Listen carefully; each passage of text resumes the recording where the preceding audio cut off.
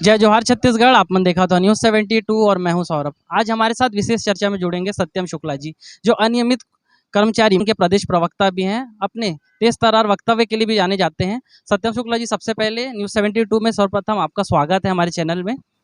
धन्यवाद। शुक्ला जी, पूरे प्रदेश की निगाहें 26 जनवरी के दिन माननीय मुख्यमंत्री जी के वक्तव्य पे था कि कोई बड़ी घोषणा होगी और अनियमित कर्मचारियों के हक में कोई फैसला होगा करके, पर इस बार भी उन्हें निराशा हाथ लगी। क्या वक्तव्य रहेगा इसमें आपका? नहीं, कर्मचारियों को इस चीज़ की आदत हो गई है। 2008 से आज 2022 यानी 23 लग गया, यानी 15 सालों में 15 स्वतंत्रता दिवस हो गए और 15 26 जनवरी हो गए, जिसमें कुछ भी ऐसा हम लोगों को सुनने नहीं मिला है। तो ये कोई नई बात नहीं है। और दूसरा, इस बार अगर कोई अपेक्षा किया था कि 26 जनवरी में कुछ सुनने मिलेगा, तो मुझे नहीं लगता कि वो प्रैक्टिकली कुछ सही था। क्यों? क्योंकि अभी तो विभागीय मंत्रियों से मुख्यमंत्री जी की बैठकें चल रही हैं। आज भी बैठक है, कल भी है, परसों भी है। तो जब तक विभागीय मंत्रियों से पूरे 54 विभाग पे चर्चा नहीं होगी, जब तक एक बातें निकल के नहीं आएंगी। अभी आंगनबाड़ियों वालों में जो भी व्यय आ रहा है, जैसे उनका 660 करोड़ का गणना किया गया है। रसोइया वालों ने मांग की अपने 713 करोड़ वार्षिक जो बजट का गणना का। हम लोग भी जो बातें रखते हैं, इन्हीं दोनों के साथ में जो 33,000 हैं, उनके लिए विभागीय बजट जो जाएगा वो 287 करोड़ जाएगा। और इन सभी का जोड़ जो है 4143 के अंतर्गत आता है करोड़ वित्तीय बजट में। तो अभी तो ये बजट की प्रक्रिया चल रही, तो अभी तो कुछ घोषणा का तो संभव ही नहीं है। जो भी होना है आगामी मार्च में 2 तारीख को जो मुख्यमंत्री जी बजट प्रस्तुत करेंगे, उसी में हो सकता है।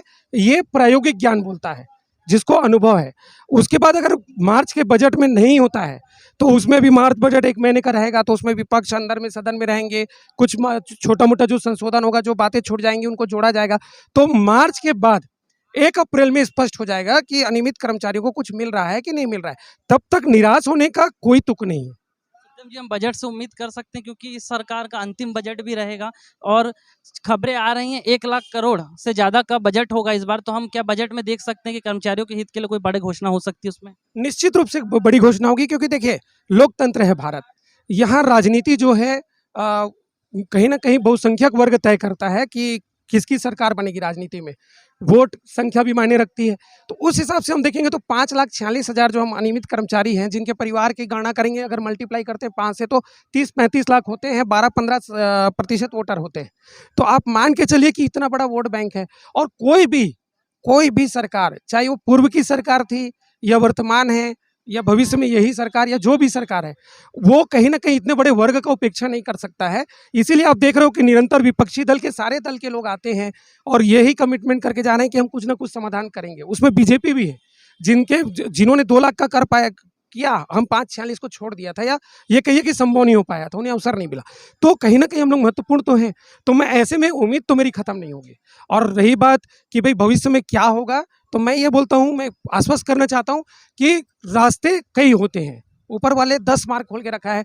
यदि वर्तमान नहीं हो पाता है, दुर्भाग्य से, पर मेरे को ऐसा नहीं लगता होगा, 100% है, एक शुरुआत होगी।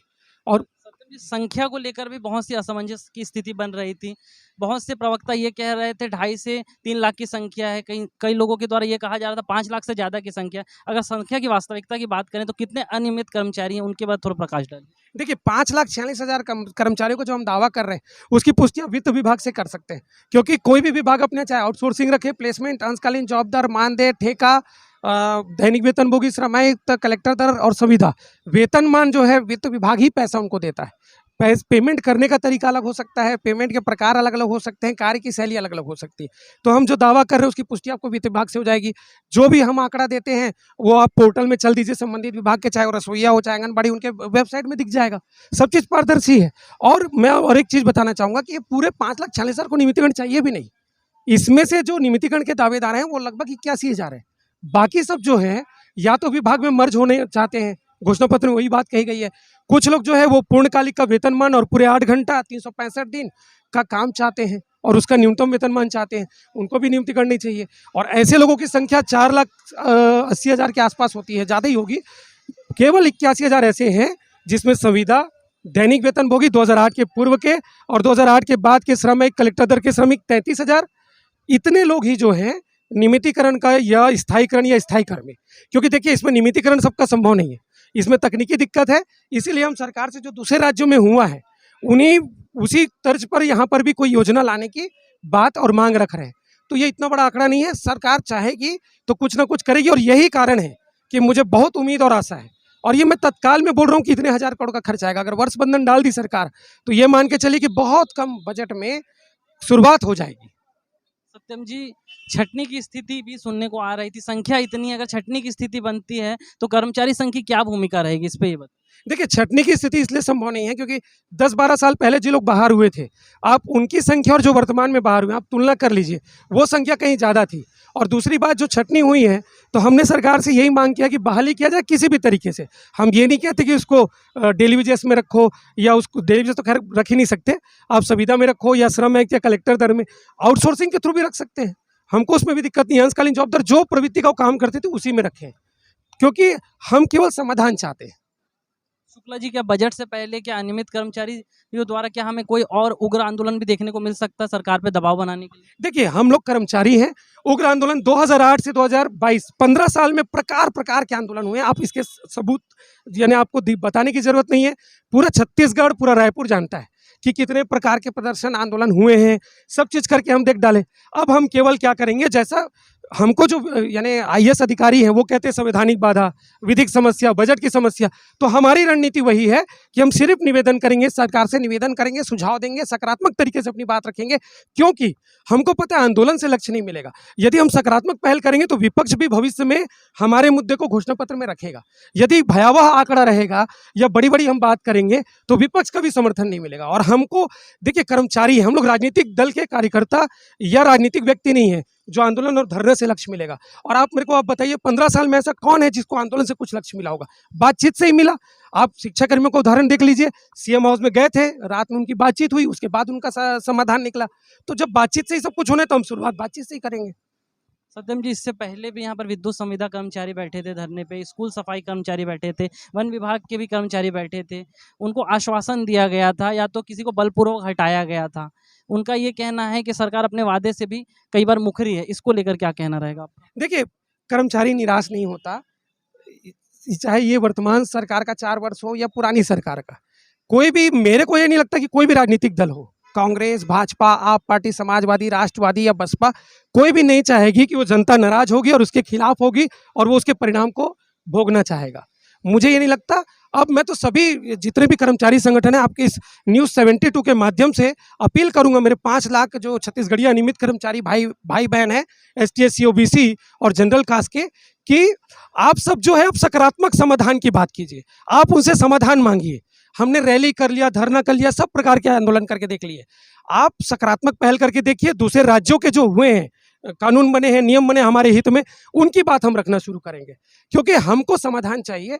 हम लोग अनुशासन में रहने वाले कर्मचारी, हमारी मर्यादाएं सीमित है। हम लोगों के ऊपर जब अनुशासन का डंडा चलता है, कोई प्रशासनिक दबाव आता है, काम से बाहर निकालने की घोषणा होती है, तो हमको मजबूरी में वापस जाना पड़ता है।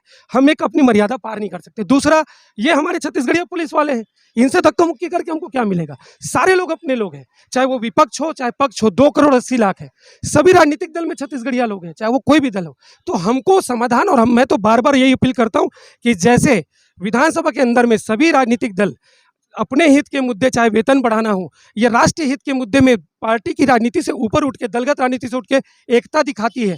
जैसे कोई पाकिस्तान का कोई टिप्पणी आता है हमारे माननीय प्रधानमंत्री के खिलाफ तो सब एक हो जाते हैं, तो वैसी सौम्यता, वही खूबसूरती इन छत्तीसगढ़िया 5,46,000 के लिए पूरी एकता दिखाए, जिसमें आप पार्टी, भाजपा, राष्ट्रवादी, कांग्रेस, जनता कांग्रेस सब एक हो जाए सदन में। कांग्रेस सरकार को सकारात्मक सुझाव दे, कांग्रेस सरकार एक शुरुआत करे, और ABCD के बाद ही Z आता है, तो A से अब शुरुआत हो। बहुत लंबी तपस्या हो गई, 15 साल हो गए। छत्तीसगढ़िया लोग हैं, विदेशी लोग नहीं हैं। 10-12 हज़ार की नौकरी करने कोई विदेश से नहीं आया है। तो मैं यही प्रार्थना करूंगा, और मुझे पूरा भरोसा है छत्तीसगढ़िया मुख्यमंत्री से। छत्तीसगढ़िया मुख्यमंत्री होने के नाते और उनकी संवेदनशीलता को मैंने देखा है।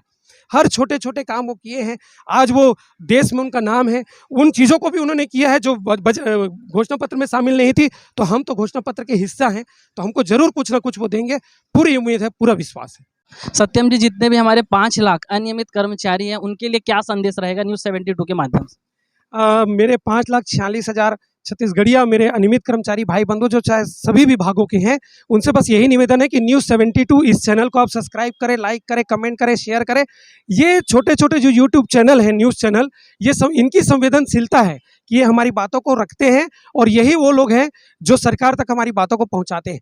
आज ये हमारे परिवार के लिए, हमारे घर के रोजी रोटी के लिए, हमारे बच्चों के लिए यदि हमारे मुद्दों को ये रख रहे हैं तो आपका और मेरा दायित्व है कि इन चैनलों को सब्सक्राइब करके, लाइक शेयर करके, कमेंट करके ज़्यादा से ज़्यादा लोगों तक, 5,40,000 लोगों तक उनके मोबाइल में पहुंचाकर हम इनकी मदद करें। इनका व्यू और लाइक बढ़ने से इन्हें कहीं ना कहीं विज्ञापन मिलता है और उस विज्ञापन से इनके परिवार को एक आर्थिक सुरक्षा प्रदान होती है।